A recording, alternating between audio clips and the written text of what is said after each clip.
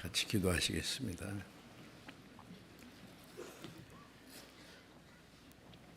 우리를 사랑하시는 거룩하시고 자비로우신 우리 아버지 하나님,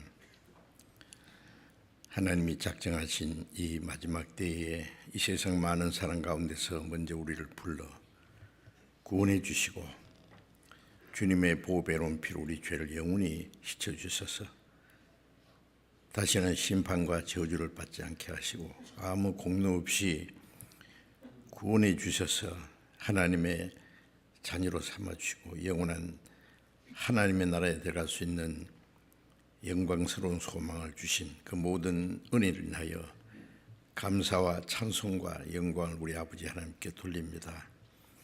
이 시간 주님의 보배로운 피로 구속함을 받은 저희들 주님 앞에 함께 모여서 주님의 크신 사랑과 은혜를 찬송하며 말씀을 배우며 주님과 함께하는 거룩한 우리 안에서 교제케 하심을 감사드립니다. 이 시간에도 하나님의 성령께서 우리와 함께 계셔서 우리 각 사람을 굽어 살피시고 하나님의 자비로운 손길로 더욱 붙들으시고 우리의 연약함을 담당해 주시고 주님의 풍성하신 은혜와 진리의 말씀으로 우리를 더욱 새롭게 거룩하게 온전케 세워주셔서 우리가 하나님의 자녀로 부끄럽지 않게 행하게 해 주시옵소서. 이 시간 함께 참여하지 못한 우리 형제 자매들, 병중에 있는 사람에게는 속히 건강을 회복시켜 주시고 마음에 시험받는 사람, 여러 가지 곤란 중에 있는 사람들 일일이 합당하신 은혜를 베풀어 주셔서 한 사람도 실족함이 없게 붙들어 주옵소서. 전국에 있는 우리 교회들, 세계에 있는 많은 교회들 하나님께서 영육간에 더욱 지켜주시고 마지막 때에 우리에게 맡기신 복음 전파의 사명을 감당할 수 있도록 주님의 풍성하신 은혜와 성령님의 능력으로 충만케 채우셔서 하나님이 원하시는 모든 역사를 능히 이루게 도와주시옵소서. 때를 따라 우리에게 필요한 말씀을 주시고 우리의 행할 길을 가르쳐 주시는 주님, 우리가 하나님의 거룩하신 뜻을 분별할 수 있는 지혜를 주시고 또 하나님의 뜻을 행할 수 있는 힘과 용기를 더하여 주셔서 우리의 삶이 하나님 보시기에 헛되지 않도록 주님, 멀잖아 다시 오시는 주님 앞에 부끄럽지 않게 칭찬과 영광을 받게 합당한 사람이 되게 해 주옵소서. 이 시간 모두 주 성령님이 인도해 주시기를 의지하며 주 예수님 이름으로 기도드렸습니다. 아멘. 찬양대 찬송해 주시겠습니다.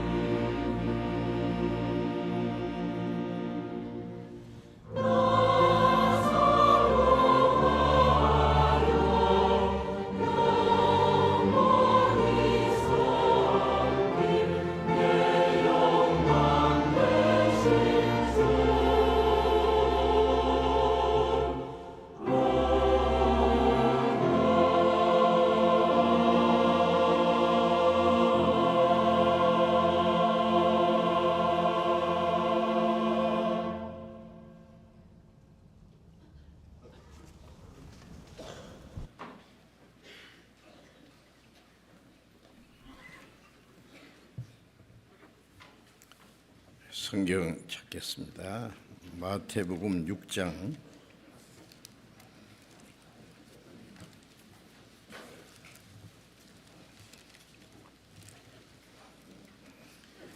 마태복음 6장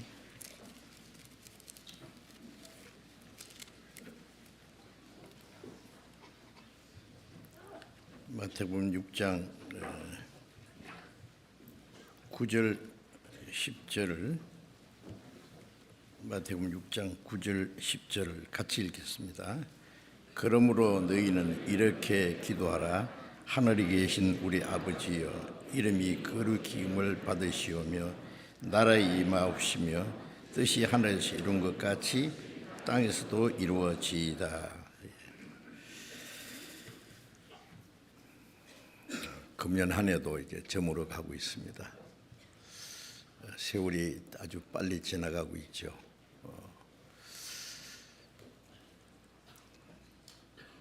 주님이 다시 오실 날, 우리가 우리를 구원하신 주님을 만날 그날도 너무 가까워졌습니다. 그리고 우리가 이 땅에 사는 동안에 우리를 구원해서 주신 주님을 위해서 살 수 있는, 그리고 복음을 전할 수 있는 날도 그리 많이 남지 않았다는 걸 알고 있습니다. 우리 한 해를 마무리하는 마음으로 우리의 삶이 언젠가 이제 끝나는 우리의 생애를 정리하는 그런 마음을 가지고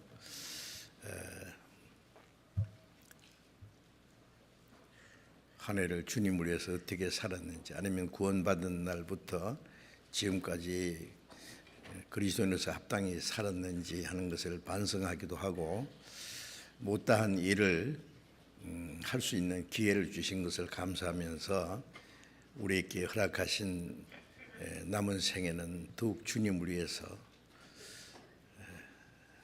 다시 오실 주님 앞에 부끄럽지 않게 설 수 있기 위해서 우리의 마음과 생활을 정리하는 그런 마음이 필요하겠습니다. 그래서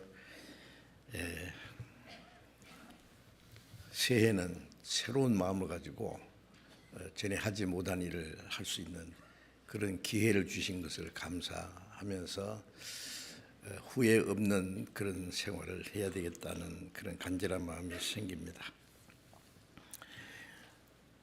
우리 주일 아침에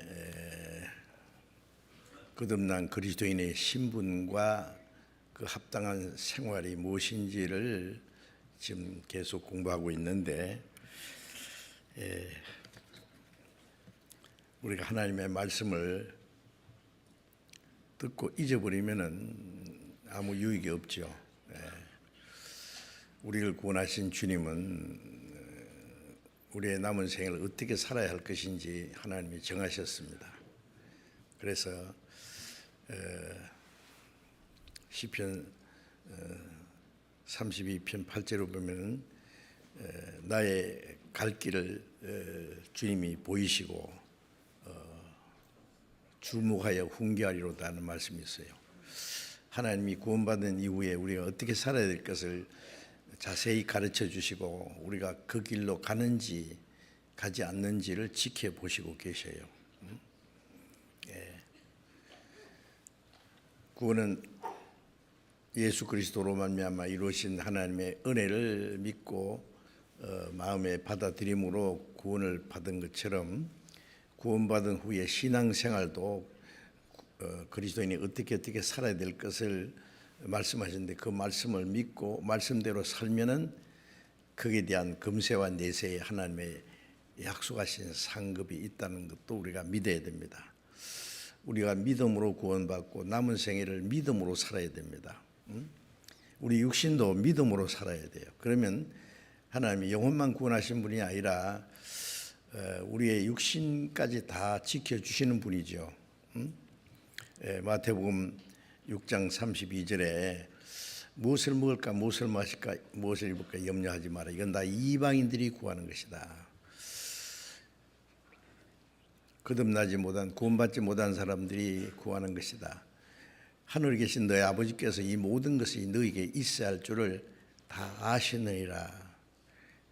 마태복음 10장 30절에 보면은 하나님 아버지께서는 너희 머리털도 다 해신 바 되었다 그랬죠. 우리 머리털까지 해시는 하나님이 뭘 모르시겠어요? 우리 영혼을 구원하신 하나님, 우리 아버지가 우리의 육신도 지키시고 우리의 있을 것을 아시고 도와주신다고 말씀하셨습니다. 그래서 지난번에 너희는 먼저 그 나라와 의를 구하라.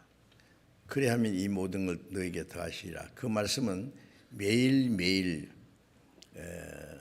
생각하고 그 말씀대로 내가 살고 있는지, 내가 모든 생활의 우선이 하나님이 되어 있는지, 하나님 말씀을 지키는 것이 모든 것에 먼저 우선이 되고 있는지를 반성하고, 그렇지 못하면 그 문제를 회개해야 되겠습니다. 비록 하나님의 자녀일지라도 하나님 말씀을 순종하지 않으면 복 대신에 징계가 있습니다. 그리스도인은 꼭 악한 일, 나쁜 일 하는 것만 죄가 아니라 하나님의 말씀에 순종하지 않는 그 자체가 죄입니다. 선을 행할 줄 알고 행치 않는 것 죄라. 선이라는 그 말씀은 하나님의 뜻입니다. 너희가 그 야고보서 4장 그 5절 6절에 보면은 너희가 도리어 말하기를 주의 뜻이면 우리가 살기도 하고 이것도 저것도 하리라 할 것이오늘 너희가 허탄한 자랑을 자랑하니까 이 자랑은 다 악한 것이다. 주님의 뜻이면 살기도 하고 주님의 뜻이면 죽기도 하고, 주님의 뜻은 이것도 하고 저것도 하고, 주님의 뜻이 아니면은 내가 아무리 하고 싶어도 하지 말아야 되고, 당연하지 않습니까? 살든지 죽든지 뜻대로 합소서라는 찬송처럼요. 이제 나머지 생에는 하나님의 뜻을 행하기 위해서 있다는 것을 아는데 실제로 그렇게 사느냐 그 말이에요. 말로만 주님의 뜻대로 살아야 된다 그러고 다 알고 있으면서 행하지 않아요. 그것이 죄다 그 말이에요. 선을 행할 줄 알고도 행치 않는 죄니라 하셨죠. 그래서 그리스도인들이 구원받았다고 자랑하고 구원받은 걸 믿고 있는데 신앙생활은 그거와 좀 다르게 아주 모순된 생활하는 많이 있습니다. 그렇지 않은지, 왜 그런지, 그럼 어떻게 해야 될 것인지 반성도 하고 생각해야 되겠죠. 그래서 요한복음 6장에 있는 말씀을 지금 반복적으로 계속 말씀드리고 있는데, 이제 읽은 말씀 너희는 이렇게 기도하라. 하늘에 계신 우리 아버지요. 구원받은 사람은 하나님을 아버지라고 부를 수 있습니다. 놀랍지 않습니까? 로마서 8장 6절에 보면은 하나님이 아들의 영을 너희 마음 가운데 보내서 아바 아버지라 부르겠다. 우주 만물을 창조하신 그 전능하신 하나님이 내 아버지가 됐다. 거듭나지 않은 사람은 하나님 아버지라고 부를 수 없죠. 근데 거듭난 사람은 하나님이 내 아버지다. 요한복음 1장 12절에 영접하는 자 곧 그 이름을 믿는 자, 예수 그리스도의 그 은혜를 받아들이고 하나님의 생명을 받아들인 사람은 하나님의 아들이 되는 권세를 주었다 그랬죠. 이 권세라는 게, 하나님의 아들이라는 권세가 얼마나 대단한지 모르죠. 그보다 더 놀라운 건 없습니다. 천사는 하나님의 아들이 될 수 없다는 거 말씀드렸잖아요. 타락한 천사에 대한 말씀이 있지만은 천사를 위해서는 하나님의 아들이 죽지 않습니다. 하나님의 아들이 우리를 대신해 죽게 하심으로 아들의 생명을 주셔서 우리를 하나님의 아들로 삼으셨다. 아들이 되는 권세, 그 특권입니다. 이거는 세상에 그보다 더 놀라운 일은 없습니다. 그런데 이것을 자꾸 잊어버려요. 하나님의 자녀라는 그 자격이, 그 특권이 얼마나 놀라운지를 자꾸 잊어버려요. 이는 혈통으로나 육적으로나 사람의 뜻으로 나지 아니하고 오직 하나님께로 난 자다. 하나님께로 났다 그 말이에요. 예? 부모님께로 나면은 그 낳아주신 부모님의 아들이 되잖아요. 하나님께로 났으니까 하나님의 아들이 됐습니다. 하나님이 자기 독생자를 희생해서 하늘에 미리 죽음으로 독생자가 죽어서 많은 아들을 탄생시켰어요. 그래서 아들의 영을 주셨어요. 얼마나 놀라운 사실 아닙니까? 예? 그 말씀은 자꾸 듣고 잊어버려요. 사람이 세상에 사는 동안에 사람으로 태어났지만은 신분은 다르잖아요. 살아가는 가운데 어떤 사람은 정치가도 되고, 어떤 사람은 또 교육자도 되고, 군인도 되고, 과학자도 되고, 의사도 되고, 뭐 여러 가지 자기가 하고 있는 일에 대한 것이 신분입니다. 그 신분을 모르고 행동하면 안 됩니다. 자기 신분에 걸맞는 생활을 해야 되지 않겠습니까? 대통령은 대통령답게 모든 것을 생각하고 행동을 해야 되고, 또 교육자는 교육자대로 마땅히 가르치를 가르치고 말로만 아니라 자기 모든 생활을 통해서 본을 보여야 되고, 각자 자신의 신분에 적합한 일을 한다는 것은 아주 중요합니다.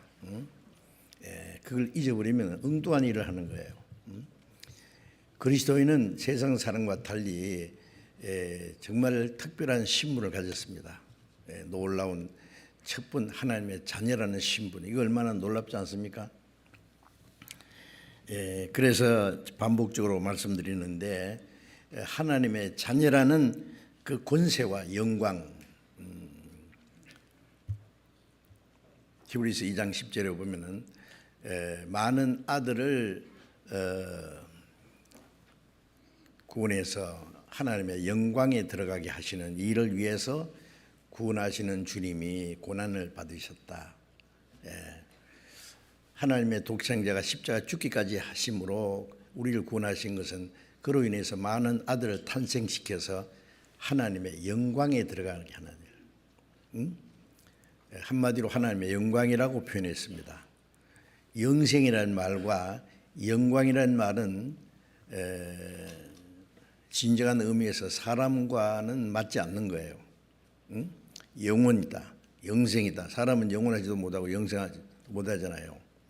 그리고 영광이라는 것은 인간의 영광은 아무것도 아닙니다. 그 육체의 그 부유함이나 영광은 풀의 꽃과 같다. 풀은 마르고 꽃은 떨어지는 것처럼 육체도 쇠해지고 그 영광은 꽃이 시드는 같이 시들어버리다. 아무것도 아니다 그 말이에요. 진정한 영광이 아니에요. 우리는 영원한 생명과 영원한 영광을 하나님이 주셨다. 어떻게 생각하세요? 그 사람이 아무렇게나 살 수 있다고 생각하십니까? 그리고 이제 지난번에 말씀드린 대로 이제 구원받은 사람은 로마서 8장 17절에 있는 말씀대로 아들이면 너희가 후사, 곧 하나님의 후사요. 그리스도와 함께한 후사다. 하나님의 아들이면 자동적으로 하나님의 집이 내 집이고 하나님 나라가 내 것이고 하나님의 모든 것이 내 것이에요. 하나님의 후사, 상속자라는 말이에요. 어떻게 생각하세요? 놀랍지 않습니까?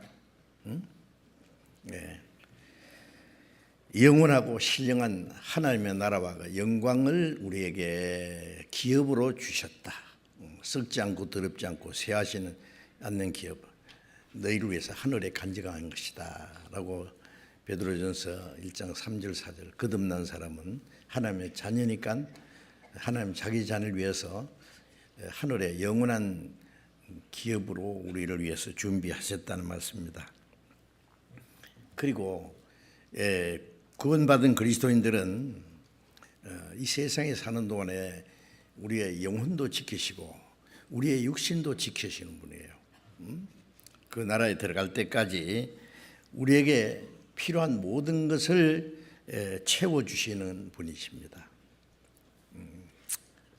그 잊지 말아야 됩니다. 그걸 믿지 않으면은 신앙생활이 전부 다 혼도 일어나요.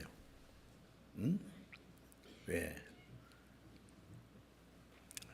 목적이 달라지는 거예요. 예. 다름쥐 선수가 목표한 게 꼬린 지점이 있잖아요. 그걸 향해서 눈을 부릅뜨고 죽을 힘을 달려가야 되는데 옆에서 무슨 소리 나면은 또 그거 가보고 사람이 우감에 뭐 하는가 싶어서 그러다 보면은 내가 뭐 하고 있는지 잃어버려요. 자기가 지금 다른 방식을 하고 있는 선수라는 것도 잊어버려요. 잘못하면 그리스도인이 자기 신분을 잃어버리고 어떻게 사는 것을 잃어버리면 구원 안 받은 사람처럼 그게 어울려서 살 수 있어요. 이건 놀라운 모순입니다. 우리는 지금 세상에 살고 있지만은 세상에 속한 자가 아니라고 그랬잖아요. 예수님께서 너희는 세상에 속한 자가 아니라 세상에서 나의 택함을 입은 자다. 영원한 생명과 영광스러운 소망을 얻기 위해서 구원했고 하나님이 택해서 구별한 사람이에요. 육신은 세상에 있지만 세상에 속한 자가 아니라 하나님께 속한 사람입니다. 그것을 잠시도 잊지 말아야 돼요. 그리고 이제 마태복음 6장 32절 말씀에 너희 아버지께서 이 모든 걸 너희에게 있어야 할 줄 아시니라. 자기 아무개 하나님의 자녀가 됐기 때문에 내게 있어야 할 모든 것을 하나님이 아시느니라.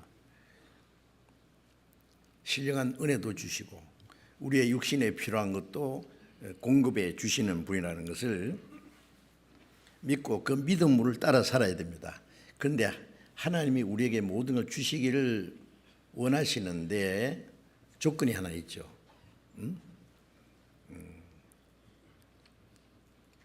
너희는 먼저 그의 나라와 그의 의를 구하라. 먼저. 이걸 계속 말씀드려도 금방 잊어버려요. 자기가 우선적으로 생각하는 게 따로 있기 때문에 그래요. 왜 그런지 생각해 봐야 돼요. 원인을 찾아서 회개해야 됩니다. 언제까지 그렇게 할 거예요? 위선자가 무엇이 위선자인지 아시죠? 자기가 마땅히 할 일을 말똥에 알면서도 말은 잘하는데 그 행동이 다른 것이 아주 이중인격자고 위선자가 되는 거예요. 우리가 그리스도인이 잘못하면은 세상에서 가장 모순스러운 위선자가 돼요. 세상 사람 구원 안 받았기 때문에 육체의 본능을 따라 삽니다. 공중의 권세자를 따라 삽니다. 그건 어쩔 수 없는 겁니다. 그런데 구원받은 하나님의 자녀가 세상 사람 비슷하게 산다면 그거는 놀라운 모순입니다. 위선자가 되는 거예요.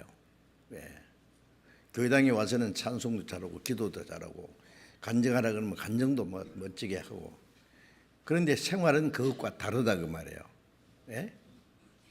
그게 뭐예요? 위선자입니다. 우리가 잘못하면 놀라운 위선자가 된다는 거 알아야 돼요. 그런데 그건 그 생각 안 해요. 자, 이제 우리는 좀 심각하게 생각해야 될 문제가 있습니다. 하나님이 우리에게 명령하신 것이 있고 확실한 약속이 있습니다. 너희는 먼저 그 나라와 의를 구하라. 그리하면 모든 걸 너희에게 다 하시리라. 그 나라와 우리가 이 땅에 사는 목적이 하나님의 나라를 전파하기 위해서잖아요.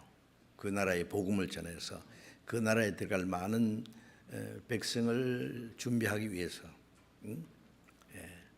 내가 죽지 않고 살아서 하나님이 행하신 일을 선포하리로다. 하나님이 행하신 최고의 일이 자기의 독생자를 속죄제물로 중대까지 내어주셔서 죄인을 구원하시는 일, 멸망할 죄인이 멸망치 않고 영생하는 일, 하나님이 가장 하나님이 하시는 큰 일이고 그 일을 우리가 할 수 있다는 거예요. 이거는 우리에게 주신 최고의 명령이고 사명이고 특권입니다. 지옥 갈 영혼을 구원해서 천국 가도록 하는 거죠. 누가 할 수 있겠어요? 세상 사람은 아무도 할 수 없는 거예요. 세상의 어떤 권세와 세력으로 할 수 없고 돈으로 할 수 없고 어떤 힘으로도 안 되는 그리스도인은 우리는 할 수 있잖아요. 자, 그 나라의 복음을 전하는 일과 그 다음에 구원받았으면 나라에 임하옵시며 뜻이 하늘인 것 땅에 이루어지다. 하나님 나라가 이루어진 곳에 하나님의 뜻이 이루어집니다. 하나님의 뜻이라는 것은 하나님 말씀에 순종하는 일, 우리에게 주신 하나님의 사랑을 실행하는 일, 그 모든 것들이 하나님의 의를 이루는 것이잖아요. 그리스도인의 삶의 목적은 자기가 정하는 것이 아니라 하나님이 정해 주었어요. 살아가는 지혜와 그 능력을 하나님이 주셨습니다. 구원받은 이후에 우리에게 더 풍성한 은혜와 그리고 생명을 얻게 하고 더 풍성한 생명과 능력을 계속 공급해 주시는 분이에요. 그리고 하나님의 뜻대로 살 수 있는 지혜도 하나님이 주시고 삶의 목적도 하나님이 정해놨습니다. 자기가 정하는 게 아니죠. 자기 하고 싶은 거, 자기 편리한 대로 사는 것이 아니죠. 군인은요, 전쟁 시에는 모든 것 다 포기하고 나라와 민족의 생존을 위해서 목숨까지 바쳐야 될 사람입니다. 전쟁터에서 적을 행해서 싸워야 될 군인이 그 죽는 거 두려워서 도망가면은요, 그건 총살입니다. 아시죠? 우리는 지금 전쟁입니다. 마귀하고 전쟁입니다. 네. 도망병이 돼서는 안 된다 그 말이에요. 그래서 주님이 주신 그 말씀을 따라서 우리에게 주신 삶의 목적을 위해서 하나님이 주신 지혜와 그 힘을 따라서 살 수 있습니다. 우리 힘으로 그런 게 하는 게 아니에요. 주님 뜻대로 살기 원하는 사람은 살 수 있는 지혜도 주시고 능력도 주십니다. 빌립보서 2장 13절에 너희 가운데 행하시는 이는 하나님이시니 성령이시다 그 말이죠. 자기 기뻐하시는 뜻을 위하여 너희로 소원을 두고 행하게 하시나니, 우리 가운데 계신 하나님의 성령은 우리에게 하나님의 뜻을 알게 하시고 하나님의 뜻을 행할 수 있는 간절한 소원도 주시고 행할 수 있는 능력도 주셔서 그 하나님의 뜻을 행하게 하신다고 했습니다. 말로만 아니라 실제로.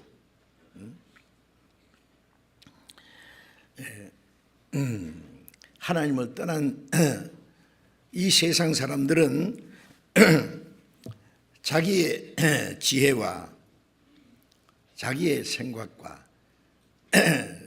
자기 노력으로 모든 것 행하고 있습니다. 거듭난 그리스도인들은 오직 성령의 인도하심과 하나님의 말씀을 따라서 순종하면은 우리 육신의 모든 필요한 것을 하나님이 덤으로 채워주시겠다고 약속하셨어요. 이 문제를 분명히 하셔야 됩니다. 아담이 범죄한 후에 하나님이 그 범죄한 영혼은 죽었잖아요. 아담이 하나님과 교제가 끊어졌습니다. 하나님을 떠났습니다. 땅은 저주를 받았습니다. 네가 얼굴에 땀을 흘려야 식물을 먹고 필경 흘고 돌아가라. 이게 죄인의 운명이잖아요. 구원받지 못한 사람은 지금도 그렇게 살고 있습니다. 얼굴에 땀을 흘려야 식물을 먹고 자기 수단 방법으로 살아갑니다. 가난하게 사는 사람은 가난한 대로 고생과 또 어려움도 많고, 부자는 부자대로 또 근심과 걱정과 고난이 있습니다. 어떻게 생각하세요? 부자라고 다 행복합니까? 절대 행복하지 못합니다. 권세를 잡은 자가 행복합니까? 얼마나 고민이 많은지 몰라요. 정신적인 고통이 너무 많아요. 제가 그 생각이 하나 납니다. 영국의 제임스 황제가 너무너무 국사 괴로워가지고요. 왕궁을 몰래 떠나서 평민의 옷을 갈아입고 저 시골 한적한 곳에 걷고 있었대요. 그런데 어느 골짜기에서 아주 흥겨운 노래가 소리가 들렸답니다. 보니까 물레방아가 하나 돌아가는데 그 옆에 할아버지가요, 노래를 부르는데 세상 사람 날 부러워 아니하여도 나는 또한 세상 사람 부럽지 않네. 십자가의 은혜를 생각할 때에 할렐루야 찬송이 저절로 나네. 하나님의 사랑을 생각할 때에 할렐루야 찬송이 저절로 나네. 아주 흥겹게 막 그걸 듣자마자 그 제임스 황제가 얼마나 부러운지. 나는 왕궁이지만 이렇게 괴로운데, 고민이 많은데, 마음이 편하지 못한데 저 할아버지는 무엇이 저리 즐거워서 그런지 알고 싶었습니다. 그래 가까이 갔어요. 이 할아버지가 노래 부르다가 인기척이 나니까 멈췄습니다. 뭐 임금인지 아무도 모르죠. 뭐 임금 뭐 이름도 잘 모르는데 말이에요. 이 제임스 황제가 물었대요. 할아버지, 그 찬송을, 그 노래를 또 한번 불러보세요. 에이, 내가 무슨 노래를 불러요? 내가 마음이 즐거워서 그냥 이렇게 노래를 부른 거죠. 왜 그렇게 즐겁습니까? 하나님이 나를 사랑하시고 나를 구원해 주기 때문에 항상 즐겁습니다. 이 제임스 황제가 자기의 어떤 명함을 한 장 내밀면서 자기 신분을 알리는 그것이겠죠. 그러면서 할아버지 내일 12시에 저희 집에 오세요. 꼭 오셔야 됩니다. 할아버지는 글도 몰라요. 그걸 받아가 넣어놨어요. 그래서 저녁에 이제 할머니가 오는데 할아버지가 자랑했어요. 내가 노래를 했는데 어떤 신사가 오더니 내가 노래 너무 잘한다고 칭찬하면서 이런 명함을 한 장 주면서 내일 집에 오라고 그러는데 봐요. 그러니까 할머니가 안경을 탁 쓰더니 할머니는 글을 알거든요. 제임스 황제예요. 임금입니다. 깜짝 놀랐습니다. 뭐 잘못한 거 없어요? 아니 잘못한 거 없어요. 그냥 한 번 더 노래 불러보라 그래서 그냥 내가 내가 너무 즐거워서 노래한 것뿐이라고 나 잘 노래할 줄도 모른다고 그런 것뿐이라고. 그러니 임금님이 초청했으니 안 갈 수가 없잖아요. 그래서 이제 헌옷이라도 탁 세탁한 것 그걸 탁 입고는 이제 그 왕궁에 찾아간 거예요. 그러니까 신하들을 동원해 가지고 기다리고 있는 거예요. 제임스 황제가 기다리고 있다가 반가이 뛰어 나오면서 할아버지를 이제 영접해 주셨어요. 그래서 그 많은 신하들 앞에서 이제 그런 거예요. 할아버지 어제 한 노래 있잖아요. 그거 한번 들려주세요. 이 할아버지가 아이고 제가 무슨 노래를 해요. 너무 쑥스럽잖아요. 그리고 그 많은 그 왕궁에 있는 그 신하들, 높은 신하들도 있는데 또 그랬습니다. 아니 할아버지 그래도 해주세요. 부탁입니다. 그러니까 어쩔 수 없이 이제 막 목소리를 가다듬어 가지고 세상 사람 날 부러워 아니하여도 나도 또한 세상 사람 부럽지 않네. 십자가의 사랑을 생각할 때에 할렐루야 찬송이 저절로 나네. 임금이 박수를 치더니 신하들에게 인 거예요. 이 할아버지가 가진 믿음을 나도 가지기 원한다. 나는 저런 기쁨과 평안이 없는데 그 원인을 내가 알고 나도 저 할아버지가 믿는 예수를 믿어야 되겠다고. 예. 그 제임스 황제가 예수를 믿게 됐어요.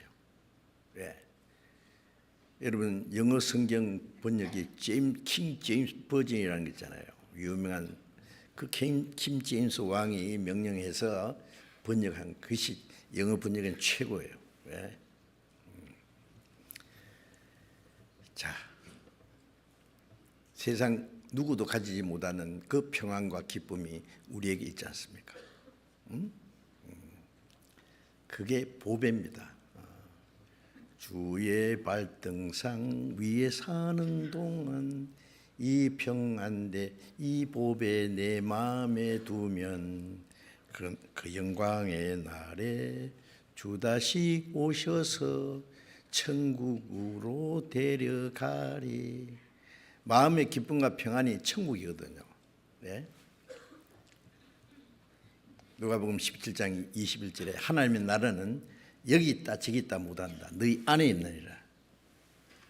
하나님의 나라가 먼저 마음에 이루어져요. 예. 마음이 이루어지는 사람이 영원한 천국에 갈 수 있잖아요. 예. 그러니 우리는 세상에 살고 있어도 세상에 속한 사람이 아니에요. 예? 땅에 살면서 하늘나라의 영광을 우리가 누리고 살아요. 기쁨을 누리고 살아요. 그래서 그리스도인들은 이제 육신도 하나님 말씀을 순종하면은 하나님의 상급으로 산다는 거 아셔야 됩니다. 세상 사람들은 자기의 수단 방법, 자기의 지혜와 자기의 노력으로 삽니다. 가난하게 살든 부하게 살든 그 하나님이 안 계셔요. 다 거기는 괴로움이 있습니다. 그러나 그리스도인들은 부하다고 부한 것으로 만족한 것도 아니고 가난하다고 가난한 것을 비관하는 것도 불행하게 여기지 않고, 예?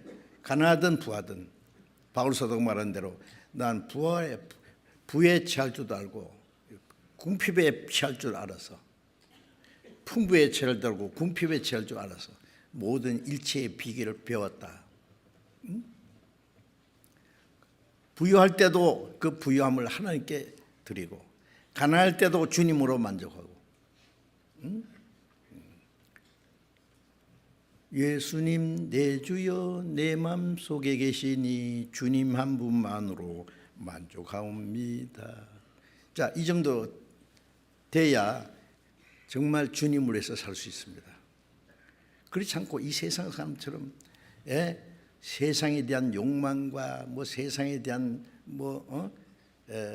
부귀 영화 명예 권세 그거는 세상 사람 어린 아이들이 가지고 노는 장난감과 같다는 걸 무시해야 됩니다. 아무것도 아닙니다. 잠시 후에 다 불타버리고 썩어지고 없어질 것들이에요.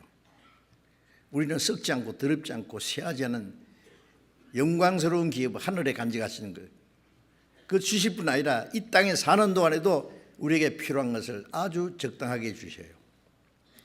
막 하나님 주신다니까 막 펑펑 쏟아주는 게 아닙니다.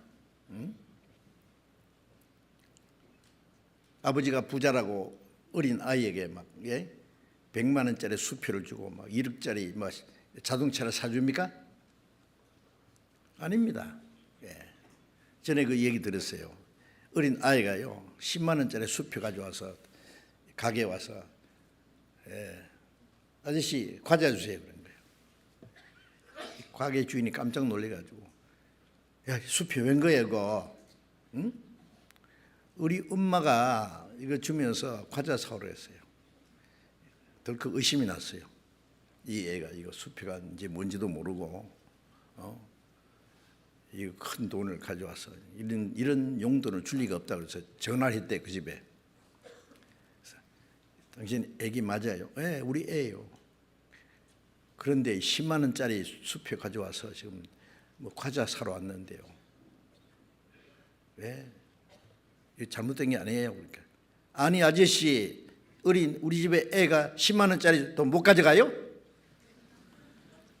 뎁대 큰 소리 치더랍니다. 부자다 그죠. 자, 그 잘하는 겁니까? 예? 유치원생은 유치원생에게 줄 수 있는 돈이 있고, 초등학생, 중학생, 고등학생에게 줄 용돈이 따로 있고, 대학생이 줄 용돈이 액수가 다릅니다. 어린 애에게 큰 돈을 주면 큰일 나요. 하나님도 우리에게 우리의 믿음이 성장하는 만큼 주시는 분입니다. 우리 믿음이 제대로 성장하지 않는데 우리가 더 큰 걸 주면은 잘못 가요. 하나님 의지하지 않고. 줬다가도 뺏어가요. 하나님은 우리를 가난하게도 하고 부하게도 하신다 그랬잖아요. 이스라엘 사람들이 광야에서요, 줄이게도 하고, 너희 열조가 알지 못하는 만나와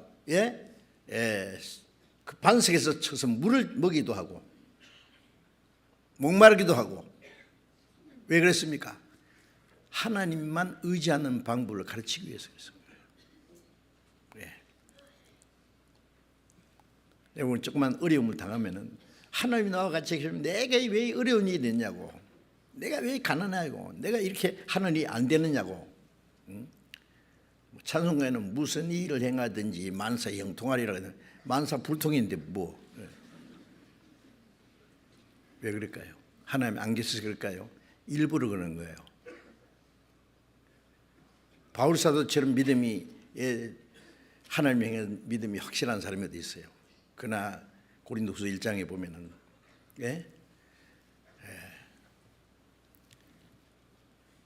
우리가 살 소망이 끊어지고 사형 선고를 받은 자 같았다. 살 소망이 끊어지고 사형 선고 받은 사람이 집행될 날만 기다린 것처럼 모든 게 막막했다. 왜 그러냐? 자기를 의지하지 말고 죽은 자를 살리시는 하나님만 의뢰하게 하기 위함이라고 말씀했어요. 하나님만 의지하게 하기 위해서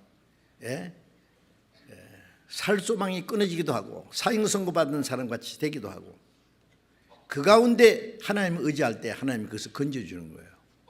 그렇죠?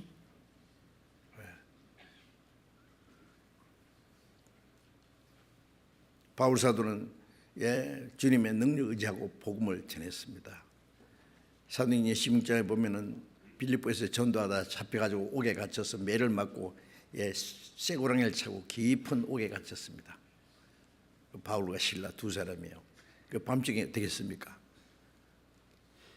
막 탄식하며 기도, 막 울고 했습니까? 아닙니다. 밤중에 기도하고 찬송을 했어요. 쇠고랑이를 들그럭들그럭 하면서 박자 맞춰가지고요. 무슨 노래를 불렀는지 모르지만. 왜요? 이 바울은 예수 믿는 사람 스데반을 돌려 죽일 때 가편투편한 사람이에요. 예수 믿는 사람 잡아 죽이러 다니는 사람이에요. 지옥 미창에 들어간 죄인인데 하나님의 무조건 구원해가지고 구원할 뿐 아니라 복음 전하는 자로 세우셨으니 얼마나 감사한 일이에요. 그래서 바울 사도는 내가 복음 전하는 일을 위해서 내 목숨은 조금도 귀한 여기지 않는다. 나는 죽을 것도 각오했다. 그러니 이제는 주님을 핍박하는 일이 아니라 복음을 전하는, 자기가 핍박하던 예수님을 전하는 그 일을 위해서 핍박받고 고난받는 거, 죽을지라도 너무 감사한 거예요, 그게. 그러니까 기도하고 찬송했죠. 어떻게 했습니까? 그 다음에 쇠고랑이 다 부서지고 옥문이 열렸습니다.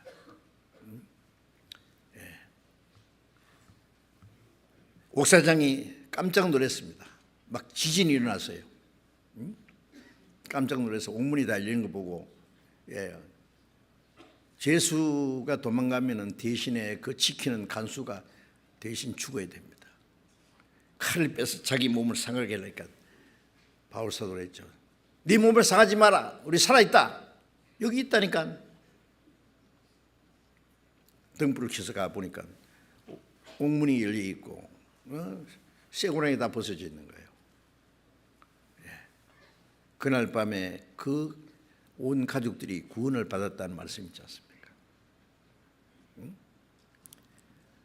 고난을 주시고 고난 중에 주님을 의지할 때에 하나님의 기적을 나타내시는 분입니다. 그 후에도 보면은 바울이 복음 전하다가 옥에가 깊은 옥에 그 지하 감옥에 곰팡 냄새 나는 쥐가 울거리는 지하 감옥에 갇혀 있을 때에 하나님이 주님이 밤중에 나타났습니다. 바울아 담대하라 네가 죽지 아니하리라. 여기서 나를 전가한 같이 로마에 가서도 나를 전하리라. 저는 그 말씀 볼 때 좀 이상하더라고요. 주님이 같이 계시면 좀 매를 맞지도 않고 감옥에 갇히지 않게 하지요. 막 온몸이 피투성이가 되도록 매를 맞고 깊은 옥에 갇혀 있을 때 주님이 나타나서 바울아 담대하라. 뭐예요 이게? 편안한 가운데 하나님이 우리와 항상 같이 계신다는 것만 생각하면 안 됩니다. 고난 중에 주님이 같이 계세요. 죽지 아니하리라 약속이에요. 예수님도 유대인들이 예수를 죽이려고 따라다니지만 때가 되기 전에는 아무도 예수를 죽이지 못했잖아요. 어떨 때는 돌로 쳐 죽이려고 하고 절벽 끝에다 밀어뜨려가지고 예수님을 죽이려고 하고. 그런데 예수님은 마지막에 예루살렘에서 6월절에 십자가에 죽으셔야 돼요. 하나님이 정하신 그날이 되기 전에는 아무도 죽이지 못해요. 바울 사도도 바울이 죽을 자리는 로마에 가서 전도하다가 목 잘려 죽는 거예요. 그러니까 바울이 죽을 자리니까 그때까지는 네가 죽지 아니하리라. 로마에 가서 나를 전하리라.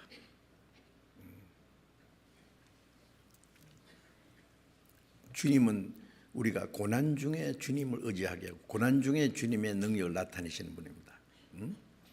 하나님의 약속은 반드시 이루어집니다. 왜 우리를 구원하신 것은 믿는데 생활 속에 우리와 같이 계시겠다는 약속은 왜 못 믿느냐는 말이에요.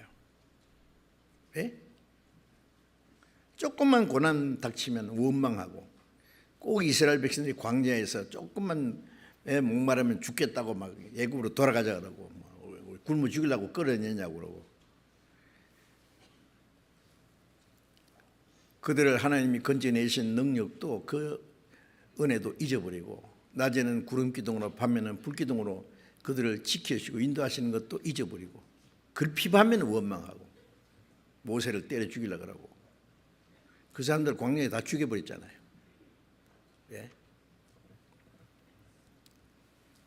자, 이제 우리가 믿음으로 사는 것이 무엇인지 배우고 명실공히 말로만 아니라 실제로 믿음으로 살아야 됩니다.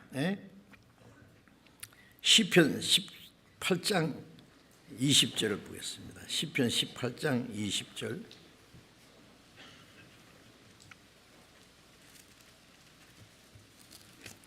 (18장 20절)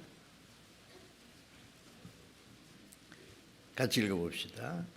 여호와께서 내 의를 따라 상 주시며 내 손에 깨끗함을 조차 갚으셨으니.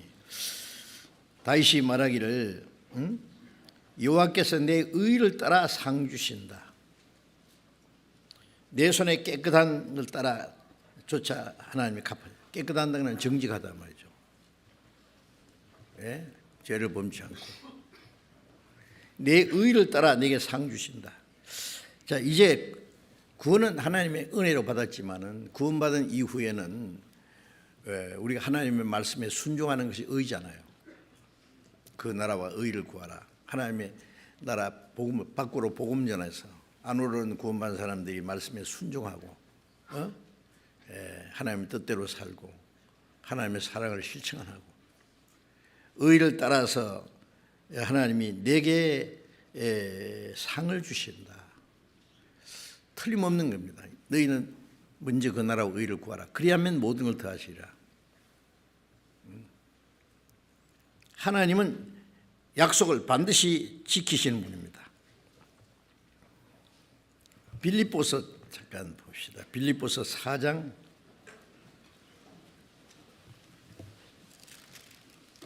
4장 9절을 보겠습니다.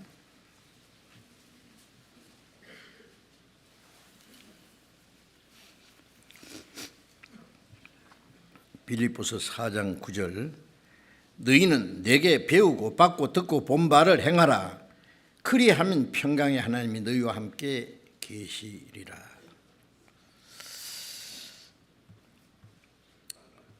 바울 사도께서 가르치고 그 자기 행위로 보여주신 그 모든 것은 이 시간 우리에게도 말씀하신 거예요. 바울은 그렇게 살았다. 바울이 그렇게 하셨다. 끝입니까? 바울은 내가 그리스도를 본받은 자 된 것처럼 너희는 나를 본받은 자 되라. 예수님도 우리를 구원하신 주님인 동시에 예수님의 모든 생활은 우리에게 본을 끼쳐주신 겁니다. 바울도 그랬고 베드로도 그랬고. 너희는 내게 배우고 받고 듣고 본 바를 행하라. 우리는 주님께 또 사도들 통해서 배우고 또 어떻게 행할 것을 받고 듣고 본 바를 믿음으로 보잖아요. 그들은 어떻게 살았는지.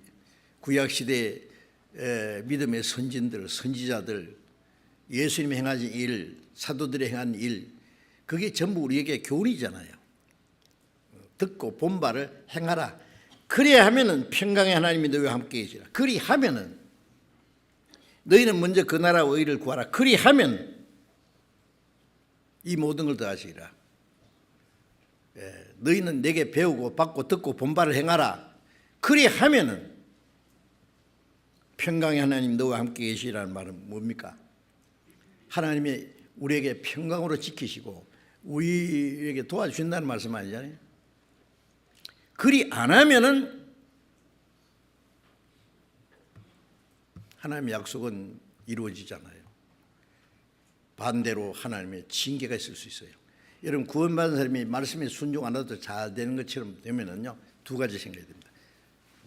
징계가 없으면 사생자를 했으니까 그 사람이 구원받은 게 아닐 수도 있고, 만약 확실히 구원받은 사람은 멀리 못 갑니다. 그 사람 멀리 못 가서 언젠가는 하나님이 한번 놓어 그러면 확 왕창 망합니다. 정말이에요. 그런 사람 봤어요 실제로. 돈 잘 버는데 이건 마음이 하나님을 떠나 있어요. 저 사람 어떻게 될까? 이상하네. 나중에요 자기 있는 집까지 다 날아가 버리더라고요. 그렇게 돈 많이 벌었다고 자랑하는 사람이에요. 그런 사람이 한두 사람이 아니에요. 하나님이 가만 안 놔둡니다. 그 기간이 짧든지 길든지 그 좀 차이가 있죠. 하나님 두고 보시는 거예요. 그리고 또 구원받은 사람이 구원받은 사람이 신앙생활 안 해도 잘 되는데 보라고 저거 잘 되잖아요. 나도 저렇게 살아도 괜찮겠네. 그 미혹을 받는 거예요. 그거 하나님 그래서 놔두는 거예요. 올바른 걸 본받으지 왜 거짓된 걸 본받으려고 그래요. 신앙은 항상 나보다 앞선 사람을 본받고 따라가야 돼요. 뒤처져서 잘못된 사람 육신이 잘 되는 게 그렇게 부럽습니까?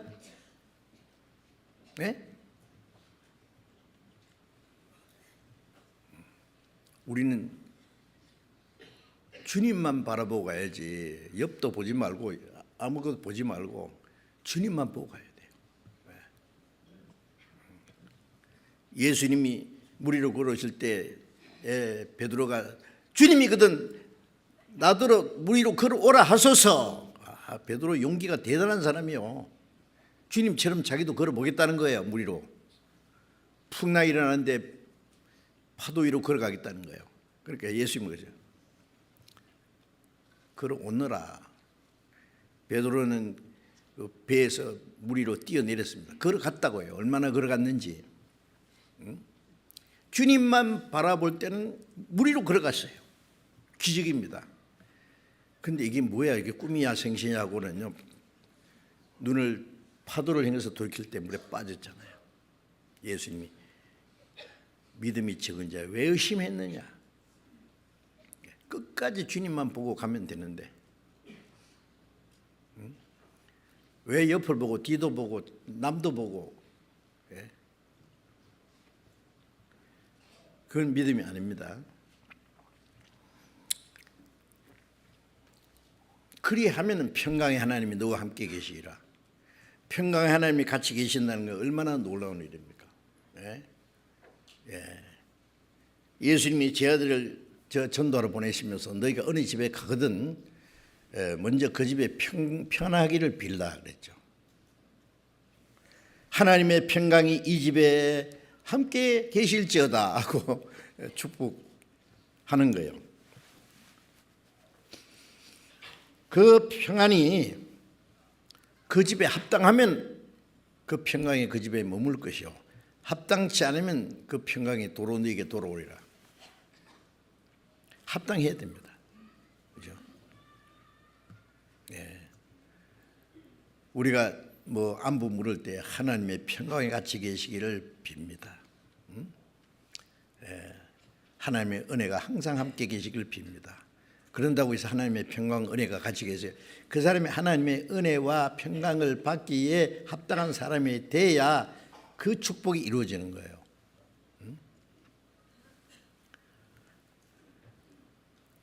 에베소서 6장 24절에 예수 그리스도를 변함없이 살아가는 모든 자에게 평강이 있을지어다. 예수 그리스도를 변함없이 살아가는 모든 사람에게 평강이 있을지어다. 변함없이 살아가는 자에게. 예? 빌립보서 4장 14절부터 제가 읽겠습니다. 빌립보서 4장 14절부터 그러나 너희가 내 괴로움에 함께 참여했으니 잘했도다. 빌립보 사람들아, 너희도 알거니와 복음의 시초에 내가 마게도냐를 떠날 때에 주고받는 내 일에 참여한 교회가 너희 외에 아무도 없었느니라. 데살로니가에 있을 때에도 너희가 한 번 두 번 나의 쓸 것을 보내었도다. 내가 선물을 구함이 아니요 오직 너희에게 유익하도록 과실이 풍성하기를 구함이니 내게는 모든 것이 있고 또 풍부한지라. 에바브라디도 편에 너희의 준 것을 받음으로 내가 풍족하니 이는 받으실 만한 향기로운 제물이요 하나님을 기쁘시게 한 것이라. 나의 하나님이 그리스도 예수 안에서 영광 가운데 그 모든 풍성한 대로 너희 모든 쓸 것을 채우시리라. 자, 이 말씀을 자세히 우리가 이제 이해를 하셔야 되겠는데, 빌립보 교회는 바울 사도가 가서 전도해서 구원받은 빌립보 사도행전 16장에 보면요. 근데 바울이 빌립보를 떠난 이후에도 빌립보 성도들은 항상 바울을 위해서 기도하고 바울과 소식을 주고받고 하고 바울이 쓸 것을 도와주었어요. 에바브라디도는 지금같이 뭐 교통도 불편하고 뭐 전화기도 없고 편지도 어려울 거예요. 그런데 에바브라디도라는 사람을 아주 연락병으로 해가지고요, 빌립보 교회와 바울 사도 사이를 왕래하면서 빌립보 소식을 바울에게 전해주고 그 바울의 모든 일들을 빌립보 성도들에게 전해주고, 정말 빌립보 교회는 모범적인 교회였어요. 그래서 빌립보 1장 5절 6절에 보면은 첫날부터 이제까지 복음에서 너희가 교제함을 일합니다. 구원받은 그날부터 복음에서 교제한다. 멀리 있는 지금 로마 옥중에 같이 있는 바울과도 계속 교제해요. 그래서 여기 바울 사도가 말하기를 너희가 내 괴로움에 함께 참여했으니 잘했도다. 무슨 괴로움입니까? 네? 바울이 복음을 전하기 위해서 얼마나 많은 고난과 괴로움을 받았습니까? 그런데 너희가 내 괴로움에 함께 참여했으니 잘했도다. 뭐 같이 복음 전하는 일에 같이 다니면서 무슨 고생을 했다는 말입니까? 매를 맞았다는 말입니까? 감옥에 갇혔다는 말입니까? 괴로움에 함께 참여했다는 말은 그들의 마음이 함께 참여한 거예요. 같이 기도한 거예요. 기도만 한 것이 아니라 바울 사도가 복음 전하는 일에 필요한 것을 계속 공급해 줬어요. 빌립보 사람들아, 너희도 알거니와 복음의 시초에 내가 마게도냐를 떠날 때에 주고받는 내 일에 참여한 교회가 너희 외에 아무도 없었느니라. 바울은 그들에게 복음을 전해주고 그들은 바울에게 필요한 물질적인 것을 도와주고 주고받는 내 일에 참여한 교회가 너희 외에 아무도 없었느니라. 참 이 말씀도 보면은요, 서글픈 얘기예요. 많은 교회가 있었는데 왜 그 일에 참여한 교회가, 다른 교회는 뭐 했느냐고요. 바울 사도가 빌립보 교회만 전도했습니까?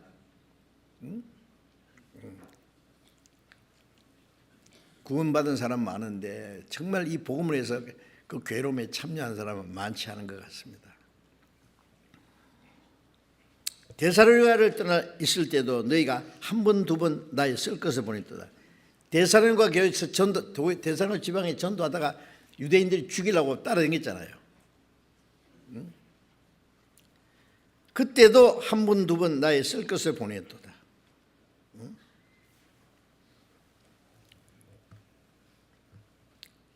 이는 내가 선물을 구함이 아니요, 이렇게 말한 것은 내게 계속 도와달라는 말이 아니다. 오직 너희에게 유익하도록 과실이 풍성하기를 구합니다. 이것이 바울을 돕는 일이 바울만 위한 것이 아니라 빌립보 성도들에게 더 풍성한 하나님의 은혜가, 빌립보 사람들을 통해서 하나님이 원하는 과실이 풍성이 맺히는 일이다 그 말이에요. 하나님이 기뻐하시는 일입니다. 그래서 바울 사도는 내게는 모든 것이 있고 풍부한지라, 이 말씀할 때에요, 바울이 로마 옥중에 갇혀 있어요. 옥중에 갇혀 있는 바울이 언제 죽을지 모르는 상황 속에 무슨 말을 했습니까? 나는 너무 춥고 배고프다 그랬습니까? 내게는 모든 게 풍부하다. 빈궁한 중에도 자족하기를 배웠습니다. 모든 것이 풍부한지라는 말은 나 부족한 게 없다 말이에요. 하나님이 같이 계신데 뭐가 부족하냐고 말이에요. 내게는 모든 것이 있고 풍부한지라.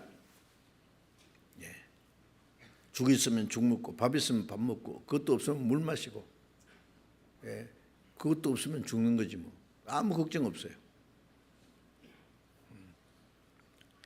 내게는 모든 것이 있고 풍부한지라. 에바브로디도 편에 너희의 준 것을 받음으로 내가 풍족하네. 이 빌립보 교회는 에바브로디도를 통해서 바울의 부족한 걸 도와주었어요. 풍족하니 이는 받으실 만한 향기로운 제물이요, 그것이 하나님이 받으실 만한 향기로운 제물이 됐다 거예요. 하나님이 기쁘시게 한 거예요. 하나님을 기쁘시게 한 것이라. 빌립보 성도들은 정말 하나님이 기쁘시게 하는, 복음 전하는 일을 도와주고 복음 전하는 일에 그 괴로움에 함께 참여한, 그것이 그들에게 풍성한 열매를 맺히는 것이고, 바울이 복음 전하는 일에 같이 참여한 것이고 하나님을 기쁘시게 한 거다 그 말이에요. 그게 그 나라 의를 구하는 거 아니겠습니까? 꼭 멀리 선교사로 직접 가야 전도하는 겁니까? 바울 사도는 가는 곳마다 복음 전하고 가는 곳마다 고난을 받고 지금 로마 옥중에 같이 있는데요, 빌립보 성도들은 계속 기도하고 그 일을 바울이 복음 전하는 일에 같이 괴로움에 함께 참여한 거예요. 바울이 옥에 갇히면 같이 옥에 갇힌 것처럼 그 고난에 참여하고 괴로움에 참여하고, 우리가 전 세계 우리가 직접 나가서 복음을 전하지 못해도 어떤 형제 자매는 그래요. 나는 지금 해외 선교 한 번도 못 갔는데요, 건강도 안 좋고 또 여유도 없고 또 직장에 다니고 하기 때문에 그래서 내가 못 가서요 그래요. 무슨 말씀? 위에서 기도하고 자기가 못 가면은 그 전도하는 일에 물질적으로 참여하면은 그 괴로움에 함께 참여하는 겁니다. 응? 그 괴로움이에요. 예. 바울 사도는 너희를 위한 내 괴로움, 받는 괴로움을 기뻐하고, 골로새 1장에 너희 받는 괴로움을 기뻐하고, 그리스도를 위해서 받는 능력을 교회를 위해서 그리스도의 남은 권한을 내 육체에 채운다. 너희를 위해서 받는 괴로움을 기뻐한다. 이것이 바울 사도만 그렇습니까? 우리가 꼭 매를 맞고 감옥에 갇히는 것만 괴로움에 참여하는 겁니까? 그 괴로움에 같이 참여할 수 있는 방법이 있어요. 기도하고 같은 마음을 가지고 물질을, 내가 쓸 수 있는 물질을 투자하는 것도 희생입니다. 그것도 괴로움이에요.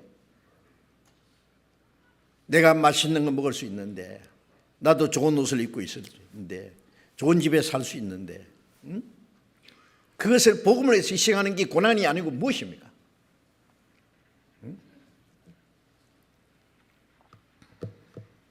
너희를 위해서 받는 괴로움 내가 기뻐하고, 우리가 복음을 위해서 받는 괴로움 기뻐해야 됩니다.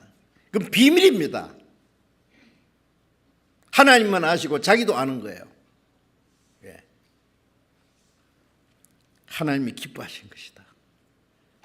그리스도인데 희생이 없으면 어떻게 전도하겠습니까? 우리가 세계 74나라에 지금 많은 성사를 파송하고 현지 전도인들을 많이 있습니다. 그들 우리가 다 지원해야 돼요. 부유한 나라에 뭐 경제적으로 자립할 수 있는 나라, 그런 교회는 그렇게 많지 않아요. 거의 가난한 나라예요. 그 누가 합니까? 많은 그리스도인들이 수고하고 노력하고 자기가 쓸 것을 안 쓰고 바치는 거예요. 어떤 자매는 옷이 없어가지고요. 뭐 좋은 옷을 80% 세일한다 그래서 모처럼 옷을 사러 가다가 갑자기 생각이 났다.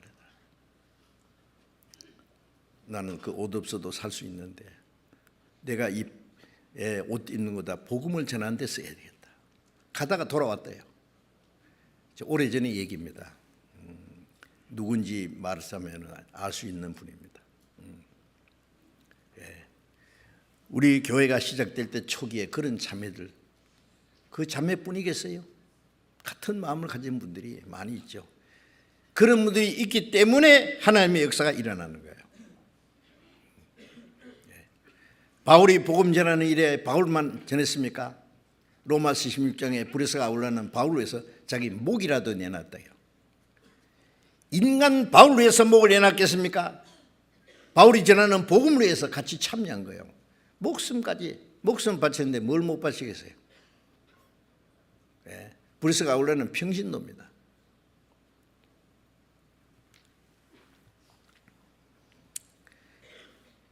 (19절에) 나의 하나님이 그리스도 예수 안에서 영광 가운데 그 풍성한 대로 너희 모든 쓸 것을 채우시리라. 자, 이 말씀을 주의하십시오. 하나님이, 나의 하나님이 그리스도 예수 안에서 영광 가운데서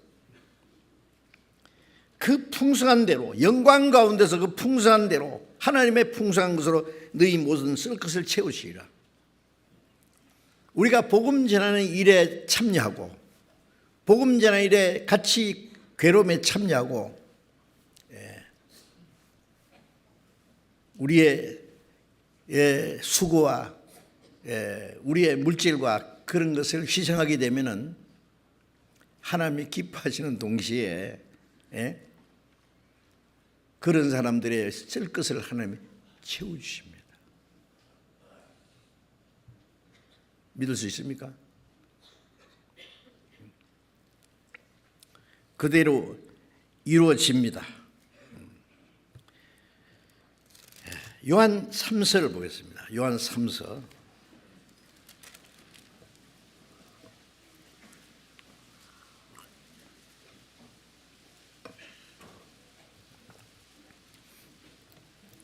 요한 1, 2, 3서, 유다서 바로 앞에 요한 3서 1절, 2절을 읽겠습니다. 장로는 사랑하는 가이오 곧 나의 참으로 사랑하는 자에게 편지하노라. 사랑하는 자여, 네 영혼이 잘된 같이 네가 범사에 잘되고 강건하기를 내가 간구하노라. 이 요한일서 짧은 한 장이죠. 그런데 이 말씀 안에 너무 중요한 내용이 담겨 있어요. 이 장로라는 것은 이 요한 3서를 기록한 사도 요한입니다. 예수님의 제자 요한. 요한복음, 요한 1, 2, 3서, 요한계시록 5권을 기록했지 않습니까? 성경. 그런데 요한 3서는 가이오라는 사람에게, 개인에게 보낸 편지입니다. 왜 사도 요한이 자기를 장로라고 했냐면은, 장로는 교회 형제 자매들을 돌보고 또 도와주고, 때로는 공고도 하고 책망도 하고, 그래서 가르치는 장로가 있고, 또 교회 일을 위해서 형제 자매들을 돌보고 권고하고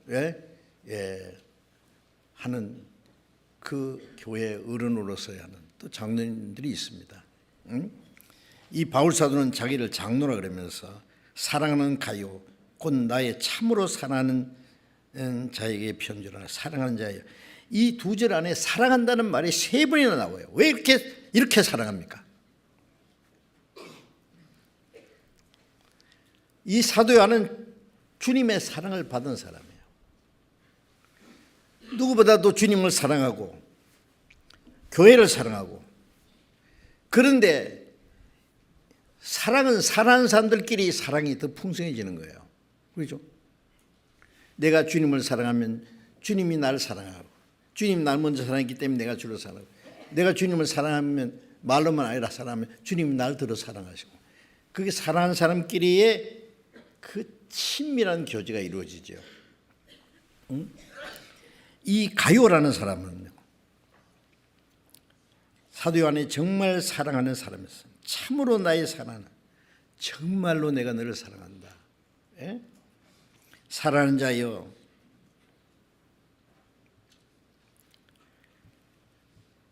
내 영혼이 잘된 같이 네가 범사에 잘되기를 잘되고 강건하기를 내가 간구하노라. 이 사도 요한은요, 이 가요라는 사람을 위해서 계속 기도를 해요. 여러분, 기도를 누가 합니까? 사랑하는 사람이 있어서 기도하잖아요. 어떤 사람은 사랑하는데 그 사람이 있어서 기도는 안 한다. 그건 진정한 사랑이 아니에요.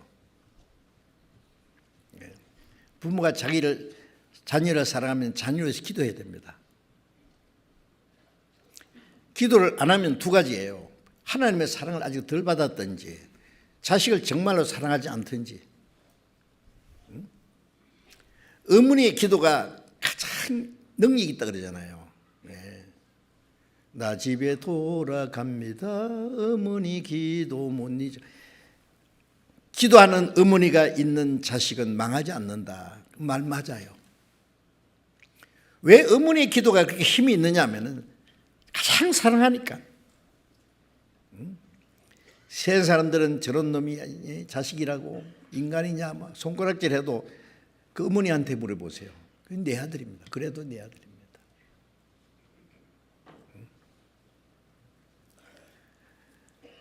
어떤 집에 아들이 죄를 지어서 지금 큰 벌을 받는답니다. 사람들은 저런 놈은 죽여야 된다. 이 어머니가 안타깝게 변호를 해도 소용이 없어요. 사형 선고가 내려졌어요.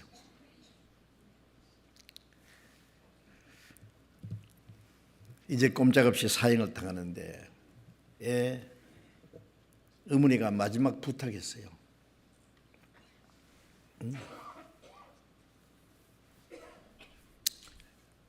그 사형수가 죽으면은 그 형무소 안에 사형수들의 무덤이 따로 있다. 어머니가 마지막 부탁했습니다. 내가 죽거들랑 나를 내 아들 묘 옆에 묻히게 해 주십시오.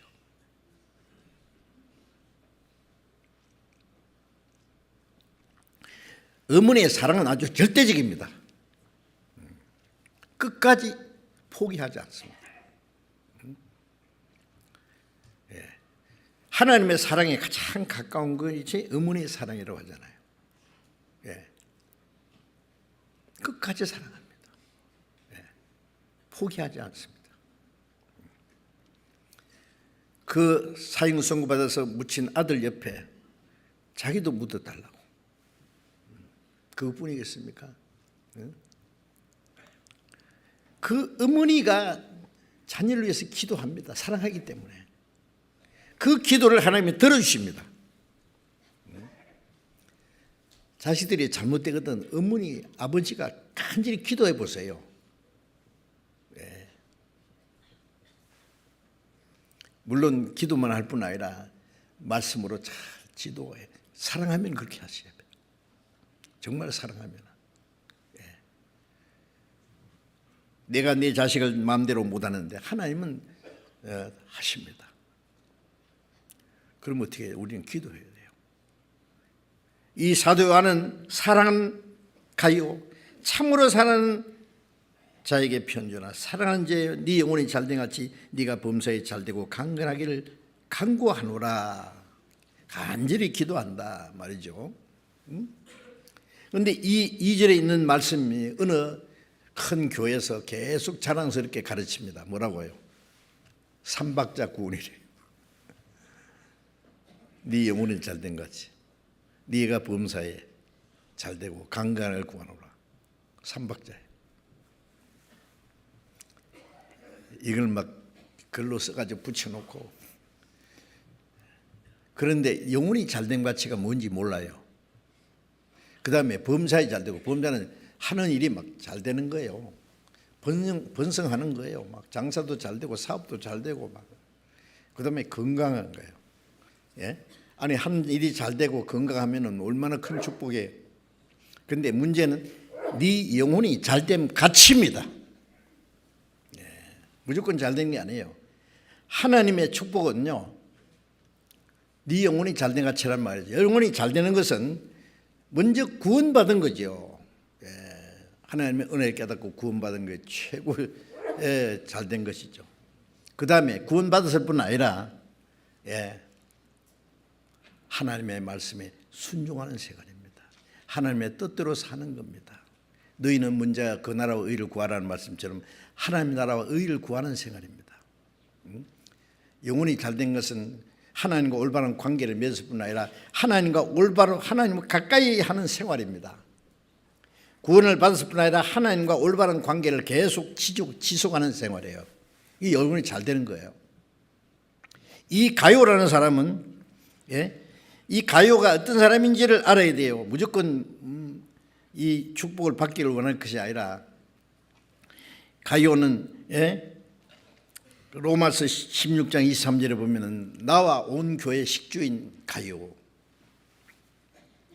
바울 사도와 온 교회 식주인이라면 먹는 거 책임진 사람이에요.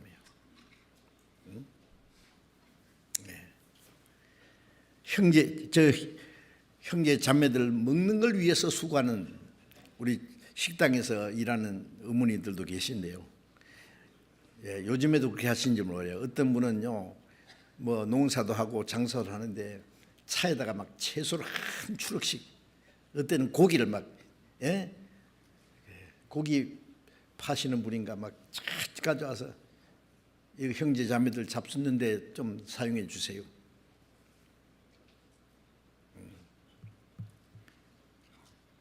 먹는 거 책임진다는 게요, 쉬운 일이 아닙니다. 내 혼자, 나와 내 가족들만 잘 먹고 잘 사는 게 아니라 교회 식구들이 너무 많다. 전부 자기 식구잖아요. 하늘에 계신 우리 아버지, 우리 아버지, 일용할 양식을 우리에게 주옵시며, 일용할 양식을 내게만 아니라 우리에게 같이 살아야 돼요. 어떤 형제는 배고프고 가난한데 어떤 사람은 너무 많이 먹어서 탈이 나고, 뭐 공평하지 못하잖아요. 어떤 사람 막 진탕 막 잘 먹고 잘 살고 하는데 저 멀리 선교사들은 너무 어려운 가운데 살고.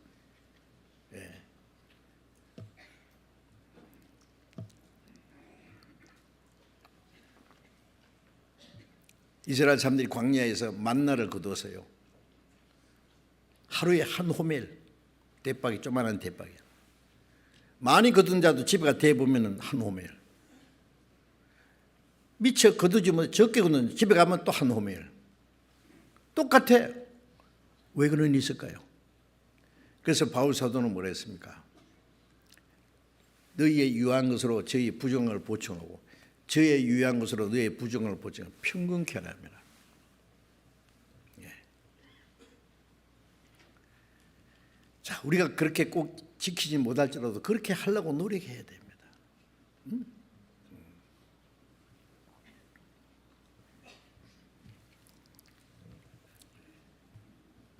식주인 가요.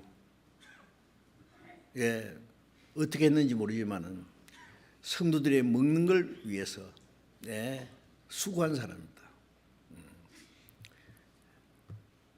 주님이 오실 때 집 사람들을 맡아 때를 따라 양식을 나눠줄 자가 누구냐? 신령한 양식도 나눠주고 육신의 양식도 나눠주고, 그걸 우리가 해야 됩니다. 또 사도행전 20장 4절에 보면은 바울 사도가 전도 여행을 할 때에 이 가요가 동행한 사람이요. 전도할 때, 전도 여행할 때에 고난에도 참여하고,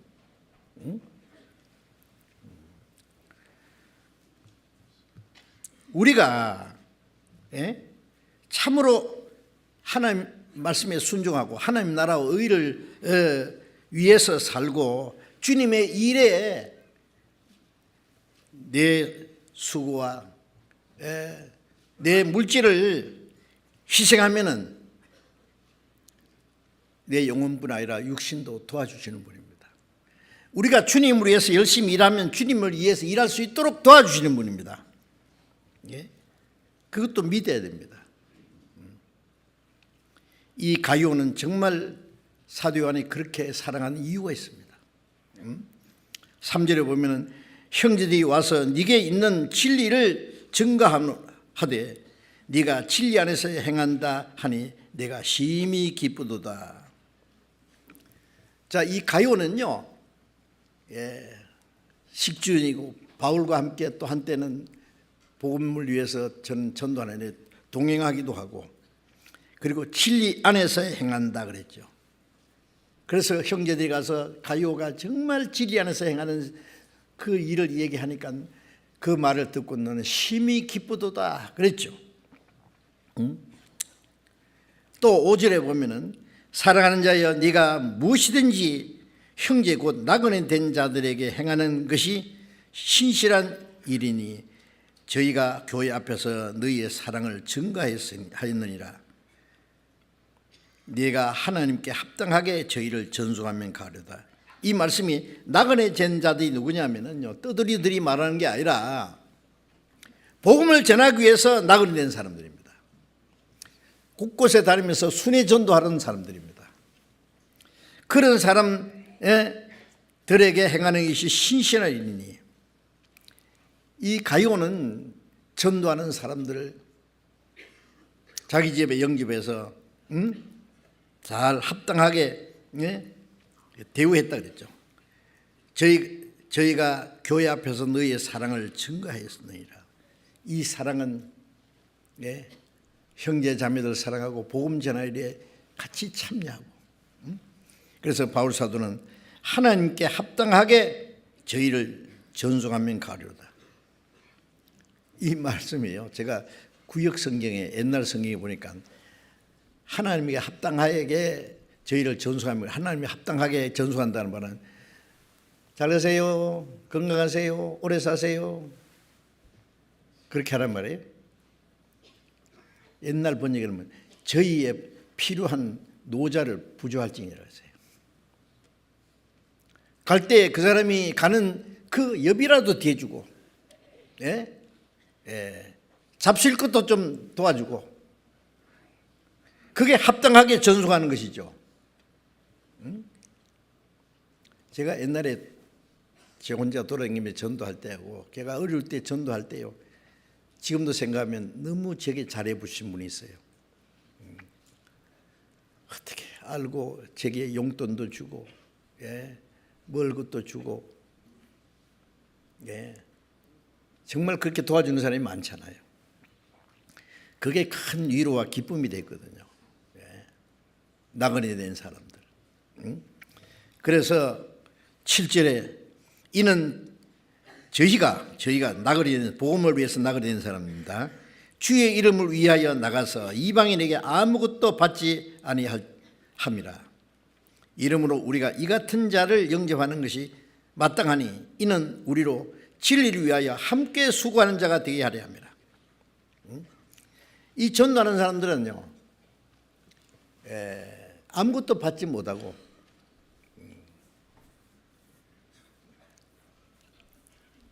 특별히 도와주는 사람도 없다. 이방인들이 뭐 그들에게 도와주겠어요? 제가 옛날에 전도해 보면 사람들이 모여서 말씀 전하면 잘 들어요. 듣고는 이제 밤중에 이제 돌아가야 되는데 자기 집에 가자는 사람 한 사람도 없어요. 마치고 나면 내가 갈 곳이 없어. 갈 곳은 옛날 얘기입니다. 지금부터 막 한 45년 전 얘기니까요. 45년도, 50년도 더 된 얘기입니다. 제가 결혼하기 전 얘기니까요.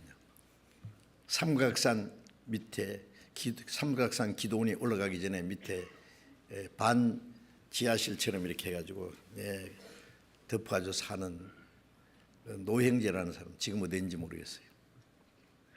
자기 아내와 꼬마 아들 하나 데리고 사는데 제가 갈 곳은 그 집에밖에 없어요. 그 집에는 밤중에 가도 나를 기쁘게 받아주거든, 영접해 주거든.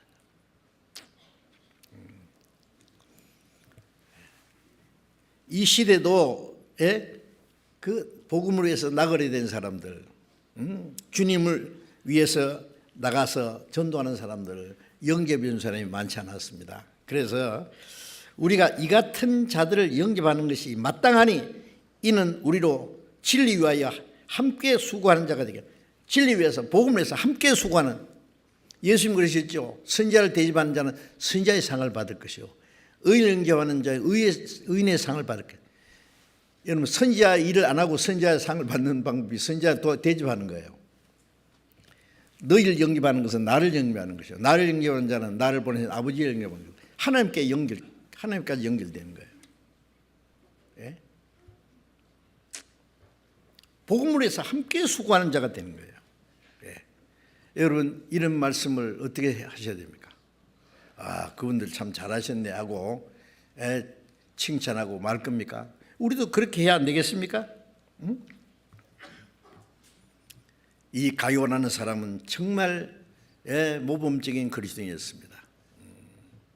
식주인이고 복음을 위해서 고난 중에 동행하기도 하고, 그리고 나그네 된 사람, 복음을 위해서 나그네 된 사람을 영접하고 그들의 필요한 것을 도와주고, 그에게 하나님이 축복해 주시기를 사도 요한이 기도했지 않습니까? 이런 사람은 마땅히 하나님의 축복을 받아야 될 사람입니다. 함께 진리를 위해서 수고하는 사람입니다. 자, 우리도 이렇게 살아야 됩니다.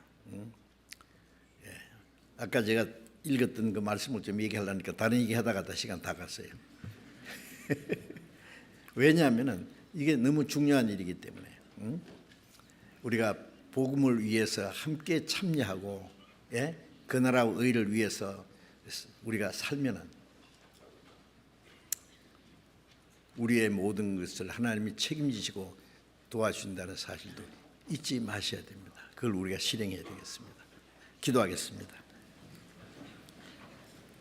자비로우신 우리 아버지 하나님, 이 마지막 때에 우리를 구원해 주신 주님, 멀잖아 다시 오실 주님을 사모하며 하나님께서 우리에게 맡기신 복음 전하는 일과 구원받은 형제자매들이 한 마음이 되어서 주님을 섬기고 또 순종하며 주님의 사랑을 실천하는 일을 행할 수 있도록 도와주시옵소서.